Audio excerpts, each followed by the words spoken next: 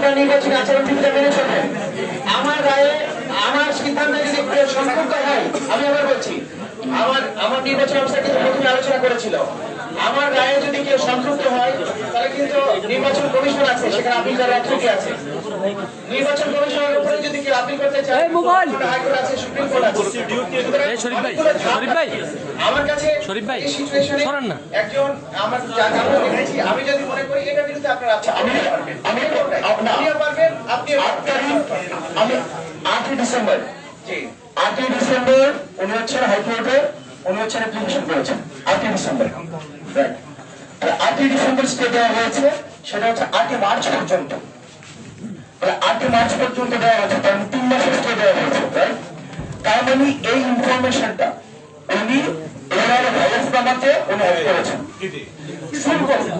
এখানে আর কিচ্ছু না, উনি আরো অনেকগুলো মামলা দিয়েছেন, মামলার ইনফরমেশন উনি এখানে দিয়েছেন, কিন্তু ঋণ সংক্রান্ত যে ইনফরমেশনটা, যেটা 8 ডিসেম্বর হাইকোর্ট থেকে, এটা আপনার, এটা ডকুমেন্ট আপনার সামনে আছে, এটা 8 ডিসেম্বরের 8 মার্চ পর্যন্ত এই ইনফরমেশনটাই, এটা কি ঋণ সংক্রান্ত নাকি এটা কি, এটা আপনার উপরেই।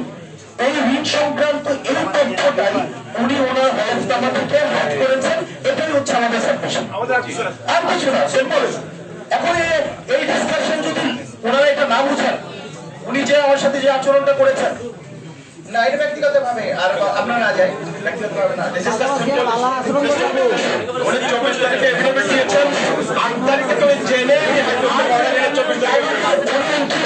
29 ডিসেম্বর উনি হলফনামা দিয়েছেন, তার মানে 8 থেকে 29, তার মানে 21 দিন পর, তার মানে এটা হ্যাক করা আছে, উচ্ছেদভাবে হ্যাক করা আছে। ওনার যে ঋণ ছিল স্যার, ওইটাই ইনফরমেশনটা উনি গ্যাপ দিয়েছে, ওগুলি হাইড করছেন, সিম্পল ম্যাটার। এটা সিম্পল ম্যাটার, হাইকোর্টে কাগজ দাখিল করতেছেন কেন? ঋণ আছে কিনা কোনো হাইকোর্টে কাগজ দাখিল করেছেন স্যার, এই জন্যই শুধু ইনফরমেশনের কারণেই ওনার এই আজকের যে নমিনেশন পেপার সেটা স্যার বাতিল করা স্যার একান্ত চলে, এটা আইনগতভাবে এটা বাতিল হবে স্যার, এটা আইনগত বাতিলের জন্য আমাদের কাছে বাতিলযোগ্য।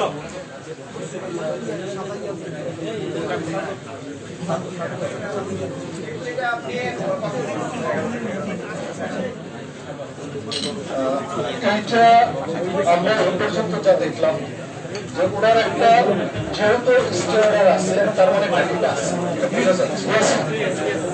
আমাদের এখন ওই দিনটা কোন ধরনের বা কোন জায়গায় আমরা যখন একটা বাতিল করবো যে একটা তথ্য গোপন করছে।